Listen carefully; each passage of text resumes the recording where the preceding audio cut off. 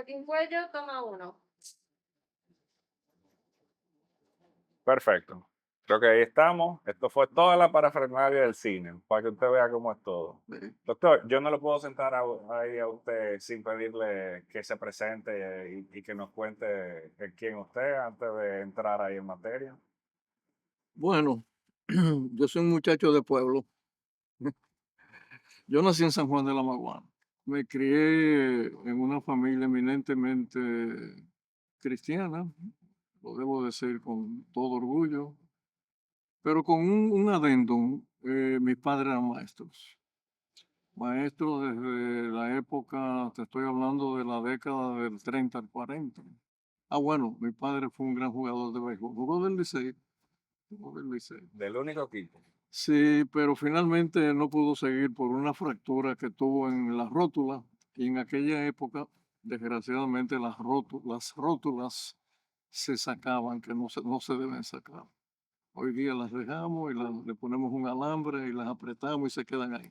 Pero bueno, yo fui un muchacho de pueblo, viajé mucho con mis padres, porque en la época de la dictadura de Trujillo los maestros lo trasladaban de un pueblo a otro más o menos cada 6 meses. De suerte y manera que yo viví en San Juan, viví en Asua, viví en Gaspar Hernández, viví en San Cristóbal, viví en Neiva, viví en La Descubierta, viví en Jimaní, viví en Duvergé, viví en Barahona, viví en Puerto Plata, viví en Salcedo. Entonces, esa fue una, si tú quieres, una infancia, mi segunda infancia y parte de mi adolescencia. Yo fui un viajero. Debo decir ahora, al cabo de los años, y con esto te termino la pregunta, que eso me hizo un efecto positivo. O sea, conocer al país desde dentro. Y por otro lado, le permitían a los maestros en aquella época que sus hijos estudiaran en la casa y podían hacer 2 cursos en un año. Tú te preguntarás, ¿por qué digo esto? Bueno, porque entonces esto, de la manera que se estructuró la historia de mi vida, yo llegué a la universidad un niño, apenas había cumplido los 16 años y cumplir ya los 17 años ya como estudiante de medicina. Bueno, esa es una historia muy larga, pero al fin de cuentas lo importante fue que muy rápidamente yo pude acceder, por así decirlo, al conocimiento. Y aquí te hago un paréntesis pequeñito. La única riqueza en el mundo, la única, es el conocimiento, no hay otra. Tú no puedes comer oro, tú no puedes inyectarte petróleo. La única riqueza del mundo es el conocimiento. Y el que no lo entienda así, sabe que el país o la región donde viva no va a trascender. O estudiamos y aprendemos o simplemente nos quedamos como somos. Entonces ya con eso te digo cuál es mi pensamiento al respecto de mi primera juventud. Y bueno, luego ya me hice médico, eso también es una historia larga, pero el final fue que me fui a estudiar a Europa y después a Estados Unidos y Canadá. Y entendí verdaderamente. Un ejemplo. Tú y yo estamos grabando este documental. Si tú y yo nos vamos ahora a Burundi con la ropa que tenemos, ¿no? Y llegamos los dos. Yo sé que tú también, a ti te va a pasar lo mismo, pero todo lo que yo soy como ser humano está aquí, el conocimiento. O sea, yo puedo ir con esta misma ropa y con el poco dinero con que ando. Y ya mañana estaré trabajando porque el conocimiento está aquí. Entonces, ese es el mensaje que yo le digo a los estudiantes. He sido profesor más de 50 años. Estudien, prepárense, es la única manera de seguir adelante. Y te finalizo con eso, un muchacho de pueblo que llegó a estudiar y bueno, el estudio me hizo otro ser humano. Muchísimas gracias por estar aquí. Ok, José Joaquín Cuello, toma dos. No, no, yo no la vi. Yo no la Vamos vi. a hacer un clap. Vas a pegarse. Ahí, Aquí. ahí. Bien, segundo clap. Madre. No. Doctor, entonces yo creo que usted tenía una idea de cómo empezar esto y quería hablarnos del contexto histórico. Sí, bueno, lo primero es que para mí es un gusto, bueno, más que un gusto, es un deber hablar de un gran amigo. Pero para hablar de Henry Molina, habría que hablar un poco del contexto histórico de la época.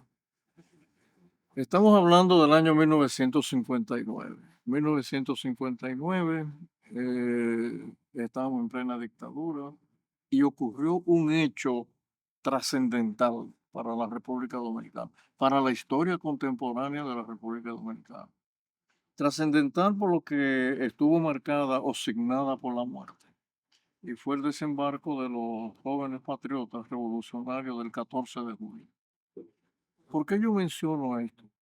Porque está bajo la sombrilla tenebrosa de una dictadura para una juventud que no conocía mucho del mundo, porque muchos pensábamos en esa época que la República Dominicana terminaba en la George Washington. Creíamos que ahí terminaba el mundo, porque no teníamos posibilidad de acceder al conocimiento de otras culturas y de otros países. Excepto en algunas familias, obviamente, familias que sí, que leían, que tenían un conocimiento de lo que era el mundo en ese momento. Pero para nosotros, los jóvenes de aquella época, todo giraba alrededor de la dictadura. Yo no quiero rememorar mucho la época, pero sí debo decir, para que la gente lo entienda bien, que no se podía hacer nada, nada subrayado como 6 veces, ¿no? Y coloreado.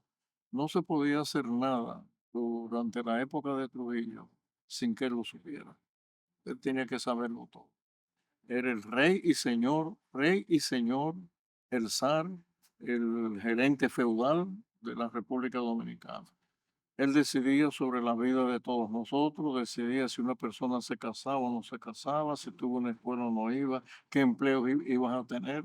Realmente la estructura de una dictadura, mira, no solamente es la muerte, hay otros aspectos. La estructura de una dictadura tiene que ver con el desarrollo del ser humano.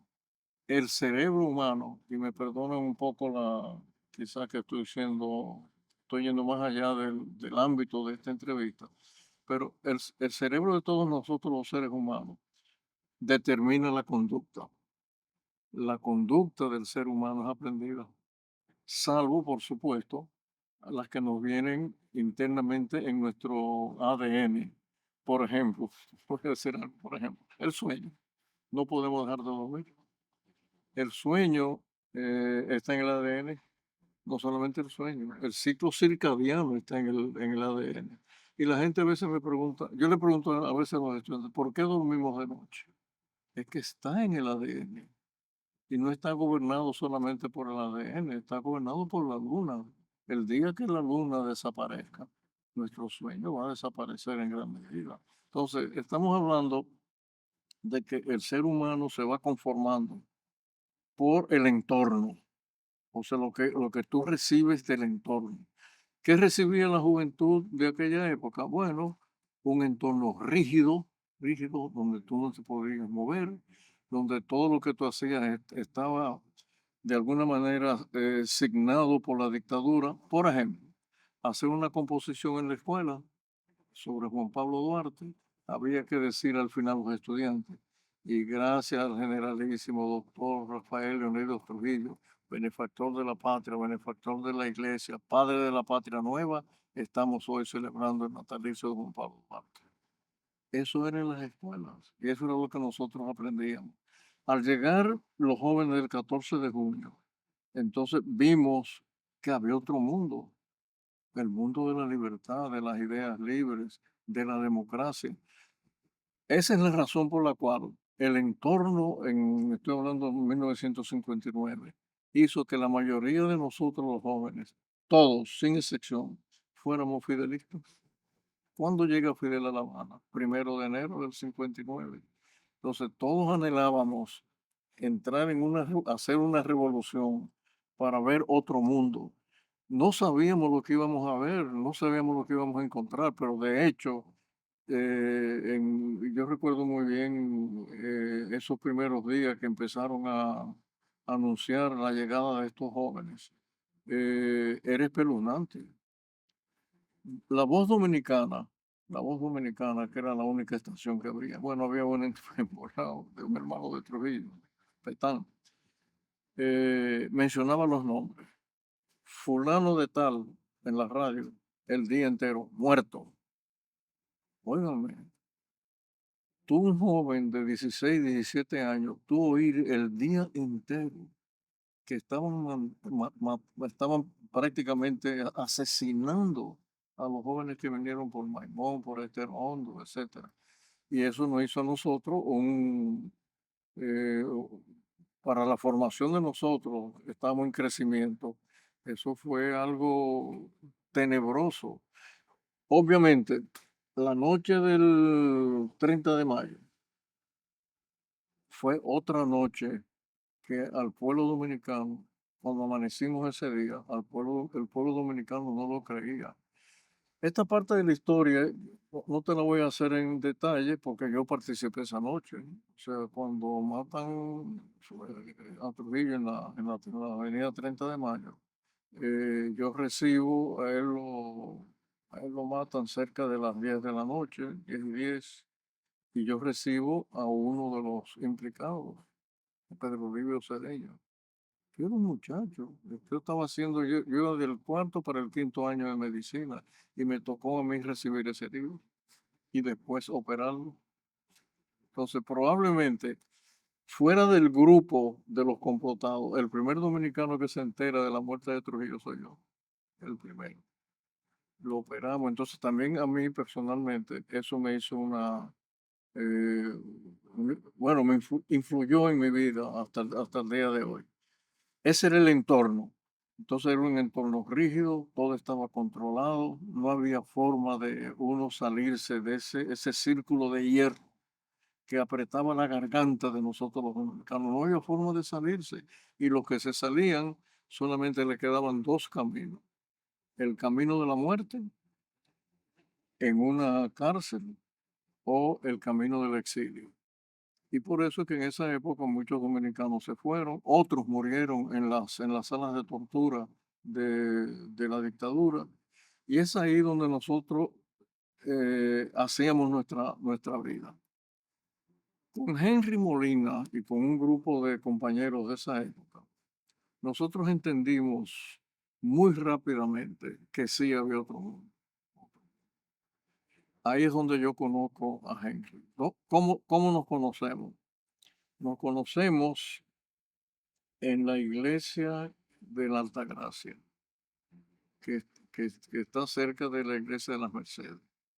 En esa callecita que sale al Conde, ahí nos reuníamos con un sacerdote católico que está muerto, el padre Marcial Silo, que sí tenía la idea de que había otro mundo. Y ahí entonces formamos lo que se llamaba la Juventud de Acción Católica, un grupo muy pequeño, quizás éramos 12, 15, no creo que más de ahí. Y durante las clases de conocimiento de la Biblia, realmente lo que nosotros hablamos era de política y hablamos de libertad y de qué debíamos hacer. Y eso se repetía una y otra vez en diferentes partes de la República Dominicana. Ahí es que surge entonces el movimiento 14 de junio. Se dispersa un poco, se forman grupos, algunos pertenecían a lo que hoy todavía se conoce como el 14 de junio y todavía hay algunos sobrevivientes, como por ejemplo Fafa Tavera. Bueno, hay un grupo todavía que ha sobrevivido, Popuyo Báez, etcétera. Pero este grupo de jóvenes católicos, entonces nos reuníamos ahí los sábados simplemente para hablar de política bajo el manto de que estábamos hablando de religión. Llegó un momento en que con Henry y los demás compañeros sentíamos que estábamos siendo vigilados y entonces nos reuníamos para los que van a la catedral. Si cuando ustedes entran a la catedral, miran hacia arriba, van a ver que hay una mezanina en la catedral que rodea la catedral. Ahí casi no sube nadie, son escaleras que son prácticamente, todavía hoy día, escaleras que nadie usa. Entonces nos reuníamos en la mezanina de la catedral, hablar de política. Entonces mi primer contacto con Henry es un contacto alrededor de la situación que se vivía en la República Dominicana en esa época. A la muerte de Trujillo, entonces viene una segunda etapa, la etapa de la liberación. Yo recuerdo como ahora, Trujillo es ajusticiado el 30 de mayo. La universidad abría el 12 de octubre. Ya no es así, pero abría los 12 de octubre por aquello del Día de la Raza, que es otro tema. Pero bueno, y ese día, cuando abrimos por primera vez la Universidad de Santo Domingo, no era UAS todavía, era Universidad de Santo Domingo. Los bustos de Trujillo, nosotros fuimos los primeros que destruimos los bustos y los retratos de Trujillo. Y las tropas que invadieron la universidad para reprimirnos, qué paradoja de la historia, estaban dirigidas por Francis Camaño. Oye, qué interesante. Un hombre que luego es un héroe nacional, porque él pertenecía a un joven oficial de la policía y lo mandaron a reprimirlo. Entonces, esa fue una etapa también, por así decirlo, gloriosa para nosotros.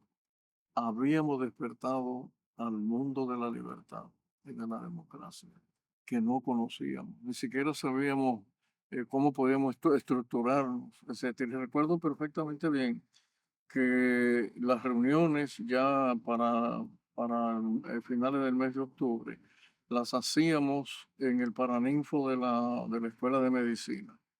Ahí conocí yo grandes amigos. Estoy hablando de Arturo Domínguez, Armando Opperman, José Israel Cuello. Y luego vino otra etapa, y era la etapa de organizarnos de acuerdo a lo que tú pensabas que debería ser cómo debería, la gobernanza de la República Dominicana. Las ideas políticas empezaron a entrar al país. Ya venían entrando poco a poco, las ideas socialistas, social cristianas, comunistas, socialismo puro, etcétera. Esas ideas ya venían penetrando la juventud dominicana. Ahí entonces con Henry empezó una segunda etapa. Aquella primera etapa era una etapa de conspiración, pero esta etapa era ya el nacimiento de nosotros, las ideas políticas. Ahí entonces empieza la dispersión de nosotros. Esa segunda etapa fue interesante. Algunos de nosotros seguimos la carrera universitaria, otros se fueron fuera. Henry fue uno de los que se fue fuera. Henry hizo vamos a decir, sus primeros estudios políticos en Venezuela. Y lo hizo en Venezuela, inclusive con una serie de personajes de aquella época. Yo recuerdo perfectamente bien en donde estaban gente de la altura y la calidad, por ejemplo, de presidentes que luego fueron presidentes de Venezuela, como el doctor Caldera. Tuvo una relación muy intensa con algunos miembros del Parlamento de Venezuela. Me acuerdo muy bien, Hilarión Cardoso, un gran diputado venezolano. Pero Henry empezó a decantarse por lo que tiene que ver con el obrerismo y sobre todo la organización de los obreros bajo una entidad. Y ahí es donde él conoce a uno de los grandes líderes obreros de Latinoamérica, que se llamó Emilio Masper. Ahí fue donde él lo conoció. Hizo una gran amistad. La amistad con él hizo que Henry entonces comenzara a formar lo que iba a ser posteriormente la primera, por decirlo así, la primera unidad obrera social cristiana, que fue la CAS. Entonces, ese entrenamiento de Henry lo marcó para toda la vida. Luego de eso, cuando él regresa al país, nosotros seguimos en contacto. ¿Por qué?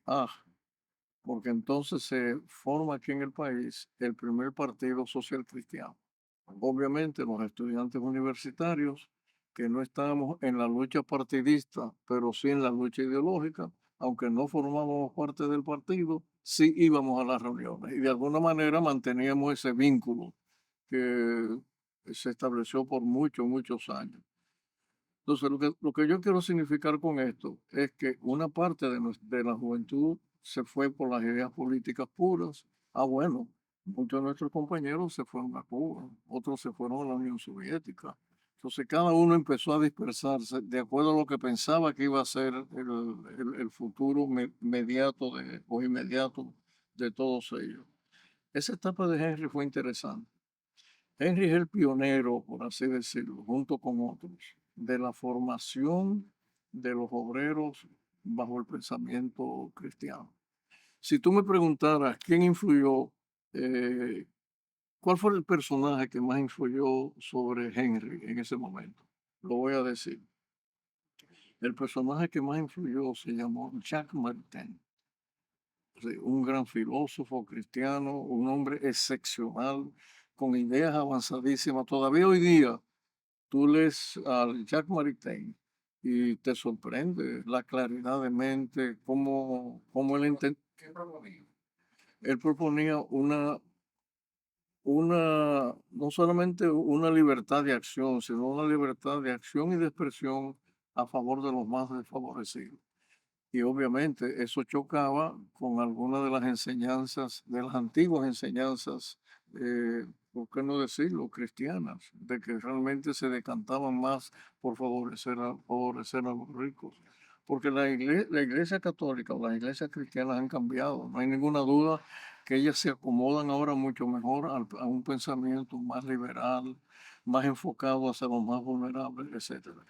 Maritain fue un filósofo de ideas extraordinarias, muy adelantado para su época. Y de hecho, se parece mucho a un gran escritor, también filósofo del siglo XX, finales del siglo XX, Aldous, Aldous Huxley, porque escribió Un Mundo Feliz. Entonces, esos dos personajes influyeron mucho en la mentalidad de nosotros y nos unimos a esa mentalidad y a lo que ahí se preconizaba. Y eso nos hizo a nosotros, por ejemplo, en el caso de Henry, ser cada vez más amigos, ya compartíamos ideas, hablábamos, aunque estábamos ahora divididos en el bando que siguió la parte académica pura y el bando o el grupo que siguió las ideas puramente de trabajo social. Entonces, esa etapa de Henry es la etapa del trabajador social a favor de ideas revolucionarias cristianas. Y de hecho, la República Dominicana le debe mucho a Henry en esa primera etapa de organización del obrerismo y de los derechos de los obreros dominicanos. Henry debe pasar a la historia por eso. Y qué bueno que estamos haciendo esta recopilación de su vida, porque hay que ponerlo en la justa medida. Pasan los años. Henry entra entonces en una tercera etapa. Qué interesante que muchos de nosotros, por razones puramente profesionales y que teníamos la mente puesta en lo que íbamos a hacer en el futuro, muchos de nosotros al seguir la vida académica salimos del país, una gran cantidad. Debo acotar aquí algo interesante. Ya Bosch había llegado al país y el presidente Bosch planteaba que las mejores mentes dominicanas tenían que irse fuera. Interesante. O sea, cuando ya yo estoy terminando la universidad, que yo dirigía por un tiempo la Federación de Estudiantes Dominicanos, yo vi al presidente Bosch en Palacio. Por cierto, me brindó Maví con Conconete. Interesante, en Palacio. Y una de las preguntas que me hacía el presidente Bosch era que por qué los estudiantes que sacaban buenas notas, notas de honor, no se iban fuera. Y él preconizaba de que así debería de ser, porque entendía que la única manera de romper esa barrera, sobre todo del conocimiento que teníamos nosotros, era que una gran cantidad de jóvenes dominicanos se fueran a estudiar fuera. Y de hecho así fue.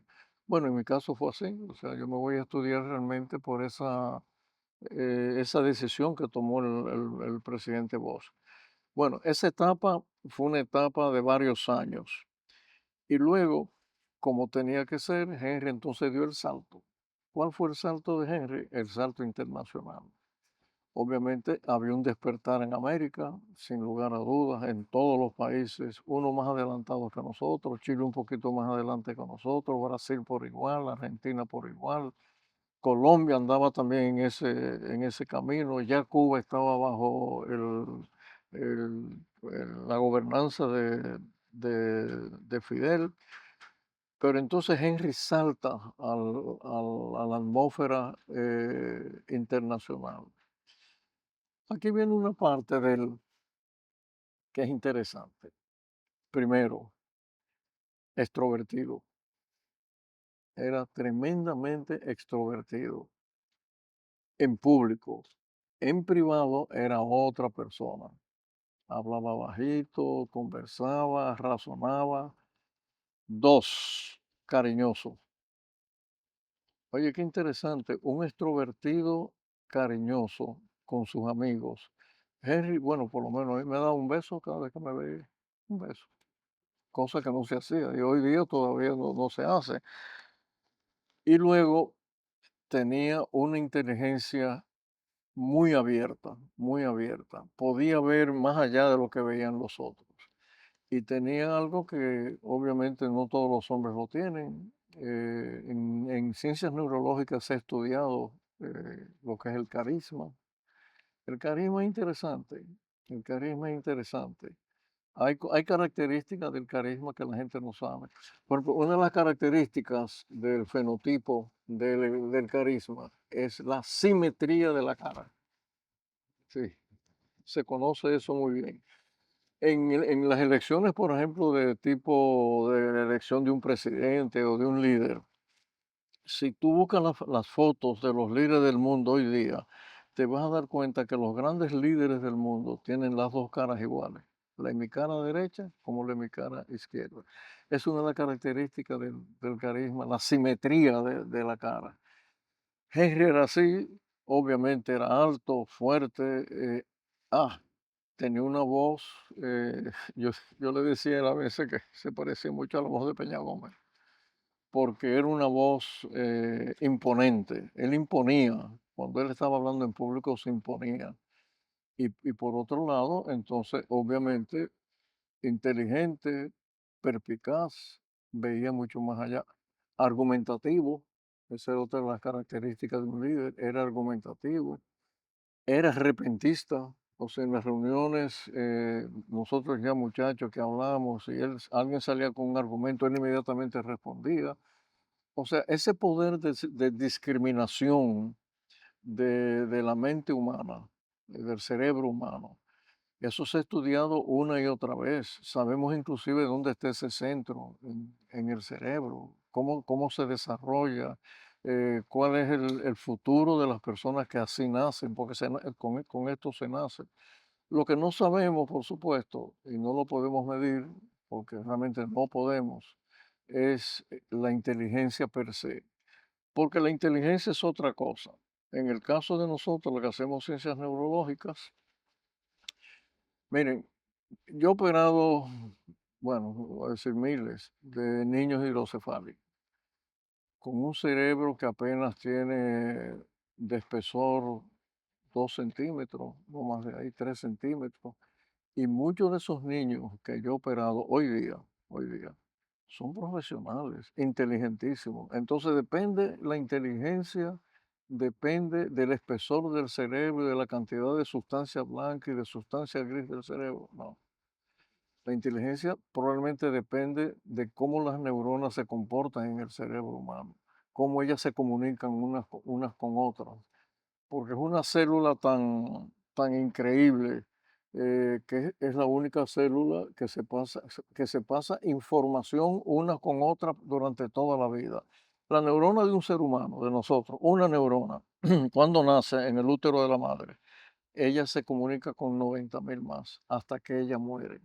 Y la información va de 1 a 90.000 y cada una de las 90.000 le pasa esa información a 90.000 más hasta que llega a 100.000 millones de células.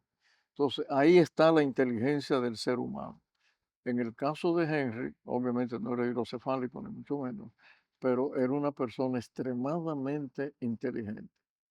La vida internacional de Henry fue una vida muy ocupada, lo sabe su familia, viajaba mucho, perteneció a las organizaciones internacionales, a las más importantes, sobre todo la Organización Internacional del Trabajo, la OIT, fue un líder aquí en América, un líder aquí en nuestra América, y como todo en la vida, eso lo hizo separarse quizás un poco de lo que él tenía que hacer, el trabajo que él hacía, lo llama el trabajo de campo aquí en el país. En la trayectoria de su vida hay un detalle, perseverancia y constancia. Fue constante hasta el último día de su vida.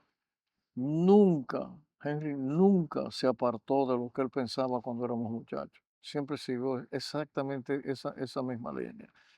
En ese trajinar, obviamente que se enfrentaban, obviamente que tuvo discusiones, argumentos en contra y a favor, pero nunca se apartó de la línea esencial de lo que él pensaba, el luchar por los más desvalidos, por los que más lo necesitaban, en un país donde todo el mundo sabe, y tampoco estoy diciendo algo que la gente no conoce, en un país donde no precisamente el obrero es el centro del trabajo de la nación. El obrero ha sido maltratado tradicionalmente aquí en el país, muy maltratado. Los derechos de los obreros se han conseguido a base de gente como Henry, de Pepe Abreu, de Gabriel del Río. Es por ahí, unos más y otros menos, pero mucha gente que ha luchado por mejorar la situación del obrero. Henry obviamente avanzó desde el punto de vista personal, no hay ninguna duda, y tenía que ser así, obviamente que sí, pero la línea fundamental de la defensa de los derechos de los obreros dominicanos fue el norte de su vida y nunca lo abandonó. El velero de la vida de Henry, el velero de la vida de Henry, siempre enfiló la proa hacia el norte, siempre hacia el norte. Y eso es lo que a mí, como su amigo, me hace recordarlo con tanto aprecio y con tanto cariño. Como tenía que pasar, los amigos nos distanciamos, cada uno toma un camino, pero desde el punto de vista de la emoción, hay un centro de la emoción en el cerebro. Desde el punto de vista de la emoción y del comportamiento del cerebro humano, cuando tú dejas de ver a un amigo, es exactamente igual como cuando tú llegas a la casa y tu perrito te recibe moviendo la cola. Exactamente igual. Es como el perrito te vio hace 5 minutos, tú regresas a la casa y él vuelve otra vez a mover la cola. Con Henry me pasó igual. Pasaban meses sin vernos, pero el día que nos veíamos, bueno, era una explosión de cariño y de amistad, porque el cerebro imprime en su memoria y hay una zona de la memoria que es donde está prácticamente, por así decirlo, la historia de nuestra vida. Hay una zona que se llama locus coeruleus en los lóbulos temporales. Ahí está la memoria de nosotros, ahí está la emoción. Y eso hace que cuando yo veía a Henry después de muchos meses, volvíamos a abrazarnos otra vez como si fuera el año 1959. Todo un personaje, la verdad que sí. Y qué bueno que estamos haciendo esto. Justicia trae justicia. Esa es la vida, así debe ser la vida de la sociedad. Cuando una sociedad empieza a practicar la justicia, a honrar a quien tiene que honrar, a honrar a los verdaderos héroes de la nación. Ese es un tema también sociológico, también cerebral, de quiénes son los héroes de nuestra nación, quiénes son los íconos, cuáles son las figuras que nosotros debemos honrar. Y al principio de esta entrevista yo te decía que el Camaño que nos reprimió a nosotros en el 1959, 1960, no era el Camaño que yo conocí en Londres cuando yo estudiaba. O sea, porque también los hombres cambian. Unos para mal, obviamente, pero muchos hombres cambian para bien. Entonces, esa es la vida, esas son las lecciones que la vida te va dando eso nos lleva también a otras consideraciones. También nunca debemos juzgar a priori. Hay que ver cómo uno se comporta en la vida. Hay que pensar que la vida tampoco de nosotros los seres humanos no es cuando comenzamos, es cuando terminamos. Hay que esperar que un hombre transite los años que tiene que transitar para que tú puedas decir y caracterizar a ese hombre como que fue un hombre que que siguió lineamientos morales, éticos en su paso por esta vida que es terrenal, que es temporal. Entonces, yo creo que con Henry eso se cumplió a cabalidad. O sea, la vida de él cuando éramos estudiantes, cuando nos reuníamos allá en la iglesia de la Altagracia, cuando íbamos a la catedral, cuando hablamos mal de Trujillo, cuando escribíamos panfletitos de lo que nosotros pensábamos, o discutíamos con el padre Marcial Silva, Bernardo de Filló, un gran grupo de jóvenes. Ah, bueno, el papá de Carlos Pimentel, el que es ahora, que está en compra y contrataciones. Bueno, todo eso se dio en Henry, realmente.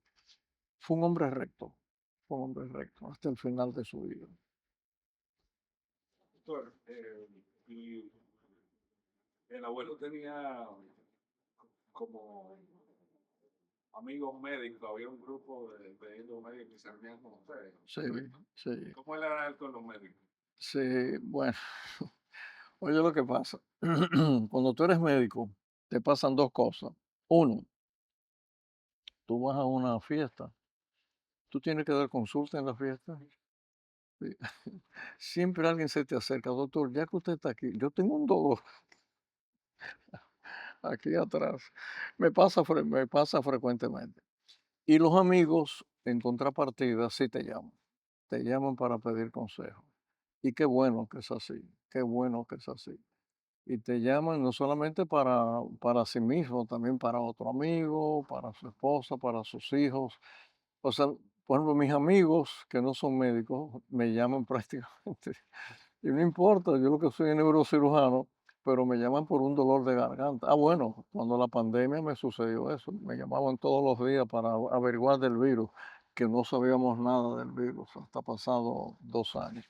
Entonces, esa relación de Henry con nuestros amigos médicos, estamos hablando de Bernardo de Filló, José González Cano, Fernando Valle Pérez, ese grupo, que éramos los más afines. Sí, él nos llamaba a todos para consultarnos, eso es verdad. Mira, doctor, Eh, vamos a cambiar un poco. ¿Cortamos? Cortamos. Sonido. Grabando. ¿Cámara graba? Bien. José Joaquín Cuello, toma 3. doctor, usted conoció al abuelo por muchos años. Sí. Todo el mundo tiene un cuento de Henry Molina. ¿Se acuerda de alguno? Bueno, yo tengo muchos cuentos de Henry Monet, porque su sentido del humor era extraordinario. Un poquito a veces irónico, a veces, pero sí, bueno, si yo pudiera narrar todas las anécdotas con Henry, sobre todo las salidas repentinas que él tenía, de argumentos o de cosas que estábamos discutiendo. Y siempre había una historia. Yo nunca entendí totalmente a Henry en ese sentido. Henry siempre tenía una historia, eh, virtual o no, real o no, una historia que contar de algo que le había pasado o de algo que él entendía que podía pasar. Y eso a todos nosotros nos agradaba. Cuando tú tienes un amigo con esa mentalidad de crear imágenes cuando habla, en ese sentido era extraordinario. Y la verdad que lo hacía con una espontaneidad que a todos nosotros perdón, a todos nosotros nos encantaba, ¿no? La verdad que en ese sentido su personalidad era agradable, una persona agradable, siempre queríamos reunirnos con él, nos queríamos ver, no, definitivamente, inolvidable. Esa es la conclusión. ¿Pero se acuerda de alguna cosa que le haya pasado? Ahora no recuerdo, pero fueron tantas cosas con él que nos pasaron, de las salidas que él tenía, o cosas o no, irónicas o no, que incontables. En cada reunión Henry tenía que salir con algo. que nos hacía reír o nos hacía pensar. Mire, y luego cuando él se retiró, él iba a los congresos y se mantenía activo.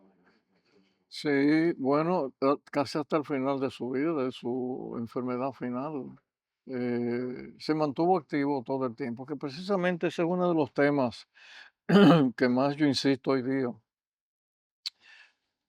El cerebro es como un músculo, no es un músculo, por supuesto, hay que ejercitarlo. Mientras uno tenga la facultad de pensar bien, que no está teniendo síntomas de demencia o el Alzheimer ahora, que comienza muy temprano en la vida de los seres humanos, uno debe estar activo. De hecho, hay una relación interesante entre la jubilación temprana y el deterioro cognitivo de los seres humanos. Uno debe trabajar hasta cuando uno tenga sus facultades esenciales bien.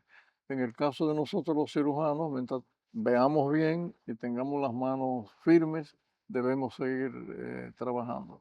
Yo lo digo una y otra vez, y de hecho, ya en muchos países la edad de jubilación la han subido. Hay países que están 75 años.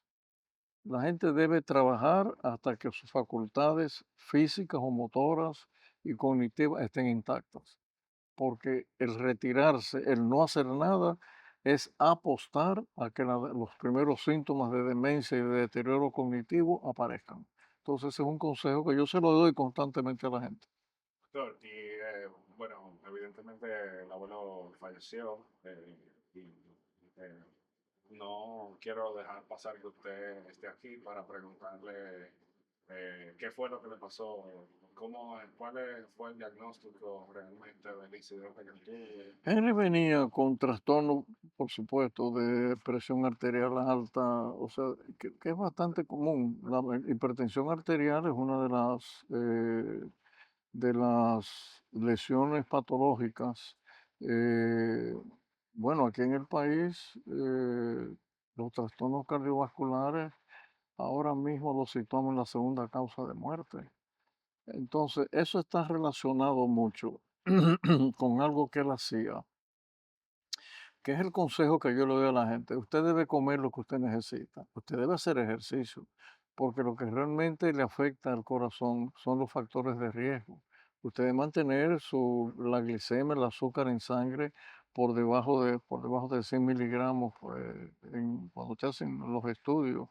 Eh, ¿qué es lo que ¿Qué es lo que un ser humano necesita para poder vivir? No son más de 1500 calorías por día, no más de eso. Es suficiente. Y si es un poquito menos, mejor todavía. Obviamente la gente no puede estar en dieta todo el tiempo, eso lo sabemos. Entonces, ¿cómo uno se cuida? Bueno, vamos a ver. De los ejercicios, ¿hay que ir a un gimnasio todos los días? No, no, realmente no. Basta y sobra que tú camines 10.000 pasos al día, que no es nada para la gente que trabaja. Sobre todo en las grandes metrópolis, la gente hace más de 10.000 pasos. Si tú caminas 10.000 pasos al día, tú no tienes que ir al gimnasio. Ya tú hiciste todo el ejercicio que el organismo necesita. Ah, pero la dieta es importante. Entonces, ¿qué le aconsejo yo muchas veces a la gente? Y qué bueno que tratamos este tema. Si usted come lo que le cabe en la palma de la mano, lo que sea, habichuelas, arroz, carne, lo que usted quiere, helado, pero si le cabe ahí en la palma de la mano, se lo puede comer, porque no va a pasar de las 1.500 calorías. Entonces, a mi amigo Henry le encantaba comer, le encantaba. Se puso sobrepeso y el ponerse sobrepeso obviamente que influye en la salud de todos nosotros. Él luchó y luchó, pero medicina es así. Nosotros decimos, a pesar de que pasamos tantos años pasando páginas, hablando de patología, realmente lo que hay son enfermos, no enfermedades. O sea, cada ser humano tiene una enfermedad que es la que lo afecta. Entonces, es tu organismo el que decide cómo la recibe y cómo lucha contra ella, inclusive con las enfermedades malignas. Yo tengo pacientes operados, ¿qué te digo yo? 50 años, que los operé de cáncer y ya están vivos. O sea, cada organismo, el sistema de los sistemas de defensa de nosotros, cada organismo reacciona dependiendo de la calidad que tú tienes en tus defensas.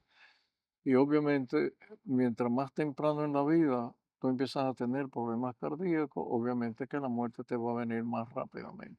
Doctor, ¿te sientes que esa presión de los cargos públicos, de la vida política, al final genera estrés que termina... No, ¿y de qué manera? Fíjate, por ejemplo, los casos Peña Gómez, Jacobo Magluta, Atoy de Campos. No hay ninguno, el mismo, bueno, muchos de los líderes nuestros que han muerto inclusive hasta tempranamente en la vida. ¿Puede el estrés, esta es la pregunta, ¿puede el estrés influir en la obtención de enfermedades? Claro que sí. Cuando uno está estresado, si tú le sacas sangre, lo obtienes sangre de una persona estresada, te vas a dar cuenta que hay cosas tan sencillas como, por ejemplo, eh, bueno, en la sangre tenemos una serie roja y una serie blanca. Uno ve que en el paciente estresado hay serios, eh, seria distorsión en la serie blanca de la sangre, lo que quiere decir que el estrés definitivamente influye. Una vez tú estás en estrés, empieza la taquicardia, te sube la presión, te sube la glicemia, porque el organismo se defiende. Y el organismo se defiende cuando hay estrés, disparando parámetros que luego a la larga te hacen daño. Y sobre todo en el sistema cardiovascular. Así es. Doctor, yo quería, en parte del equipo, agradecerle por su tiempo y acompañarnos aquí. Realmente usted tiene una perspectiva de la cual no contábamos hasta el momento, especialmente de cuando se estaban reuniendo justo al final de la dictadura. Yo creo que ese trabajo de la Acción Católica y ese trabajo de cambiar las mentes es muy importante. Si tiene algún mensaje que quisiera compartir con nosotros para concluir. Claro que sí. El mensaje final es que nosotros aprendemos, bueno, tratamos de aprender de la historia para no repetir los mismos errores. Pero igualmente la historia es una enseñanza. O sea, cómo vivimos, qué fuimos, hacia dónde vamos, qué va a pasar con nuestro mundo. El mundo ha cambiado, las mentes han cambiado. Ahora le llamamos hasta la generación Z. Obviamente los jóvenes de ahora no tienen nada que ver como éramos nosotros. Y es lógico que así sea. El mundo, el mundo va por un camino todavía que es una cuesta empinada. No sabemos a dónde vamos a llegar. Este hecho de que ha llegado para quedarse la inteligencia artificial, que ha llegado para quedarse el estudio del genoma. Que por cierto, el genoma nuestro, por ejemplo, un ratón tiene 2.500, 2.600 bases. Nosotros tenemos 3.000. O sea, entre el ratón que anda por los suelos y en los callejones y nosotros, no hay gran diferencia desde el punto de vista del genoma. Entonces, el mundo sí está ahora en un predicamento interesante. El mundo de las máquinas, de la cibernética, cómo nosotros podemos unir nuestro cuerpo físico con los ordenadores. Yo no sé si la gente sabe que se puede unir el pensamiento humano a una computadora. No sé si la gente lo sabe. Ahora, yo he visto programas de preguntas y respuestas en la televisión y conozco un estudio hecho por la Universidad de Toronto que el entrevistado, cuando le hacían una pregunta, él se conectaba con el Internet y oía la respuesta del Internet en su cerebro y le expresaba. Por ahí anda el mundo. ¿Qué va a pasar? No sabemos todavía. Lo que sí yo sé es que si la inteligencia artificial ya llegó, la debemos utilizar para el bien de la humanidad, no en contra, porque si no, las máquinas gobernarían a la humanidad y las máquinas están alimentadas por nosotros. Entonces tiene que haber necesariamente eh, una, uno tiene que tener la meta muy clara hacia dónde vamos con la inteligencia artificial. ¿Que nos va a beneficiar? Sí, nos va a beneficiar, pero hay que poner límites. Yo no sé si la gente recuerda que cuando el genoma apareció, no sé si la gente recuerda que el genoma costó para la época entre 2.000 y 3.000 millones de pesos. ¿Sabe la gente que ahora mismo yo mando a estudiar mi genoma y lo que me cuesta son $100?